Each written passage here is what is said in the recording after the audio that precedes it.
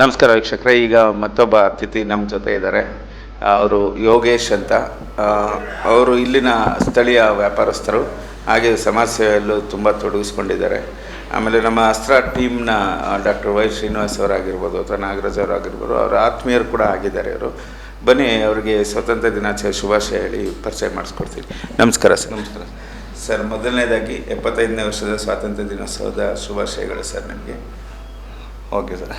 So ಇವತ್ತು ನಮ್ಮ ಅಸ್ತ್ರ ಚಾನಲ್ ಓಪನ್ ಆಗ್ತಿದೆ, ನಿಮ್ಮ ಅಭಿಪ್ರಾಯ? ತುಂಬ ಸಂತೋಷ ಸರ್.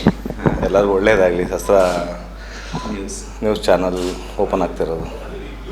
ಸರ್ ಸರ್ ಈಗ ನೀವು 75ನೇ ವರ್ಷದ ಸ್ವಾತಂತ್ರ್ಯ ದಿನಾಚರಣೆಯಲ್ಲಿ ನಾವು ಅಸ್ತ್ರ ಚಾನಲ್ ಮಾಡ್ತಿದ್ದೀವಿ. ಜನಕ್ಕೆ ಯಾವ ಥರ ನ್ಯೂಸ್ ಕೊಡಬೇಕು ಅಂತ ಇಷ್ಟಪಡ್ತೀರಾ ಸರ್?